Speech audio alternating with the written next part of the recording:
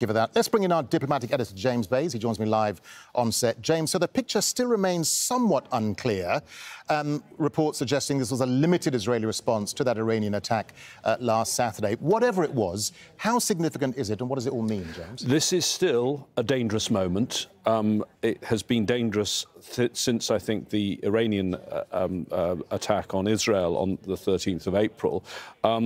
But in terms of what Israel could have done in an attack on Iranian soil, this is about as limited as it could have been, and it seems like the Iranians have repelled it, and for now seem to be downplaying it.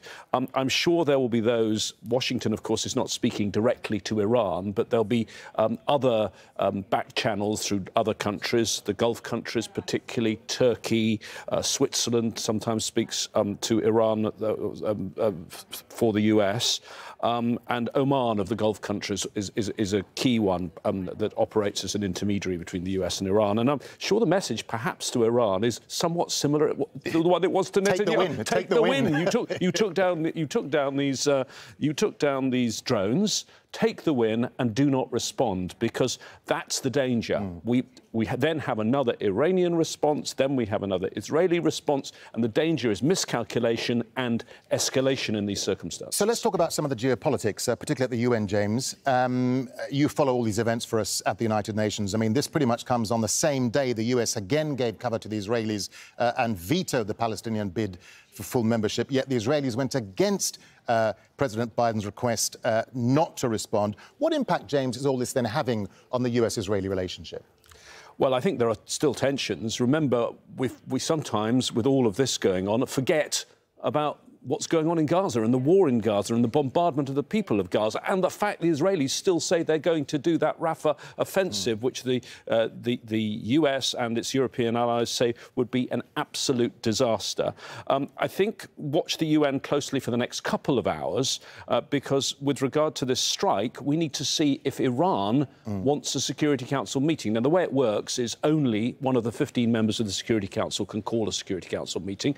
As soon as there was the attack on Israel on the 13th of the month, straight out hours afterwards, the US called for a meeting. Well, if Iran wants a meeting, Russia will call one for Iran. So we need to watch that very closely. James, you've just taken everything back to the UN, so let me just give you a final thought on the UN. What is the mood music at the UN at the moment, James? I mean, how worried are UN members about these escalating tensions between Iran and Israel? It's also taken, as you say, it's taken the focus off Gaza and the terrible humanitarian situation there.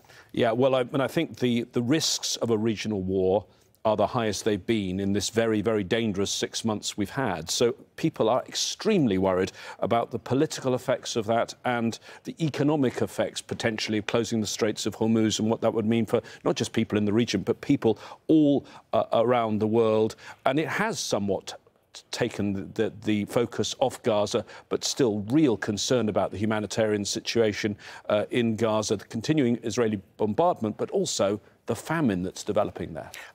James, we've got time for one more question just to be squeezed in. You were mentioning there some of the regional players in the Middle East. How worried are they about what is unfolding before us now, James? I think the countries in the region are very, very concerned. And we're talking about those that live around the borders of Israel, because they are very, very volatile nations, and we've seen the spill over already into Lebanon and Syria and Iraq. We've seen what's been going on with the Houthis, but also now you're thinking about those countries in the Persian Gulf as well, because they are very, very close. They've got missiles potentially in a regional war that will be flying over their territory, and I think very, very serious concerns about the risks of escalation at this stage. Yeah, all right. James Bays, our diplomatic editor. James, thank you as always.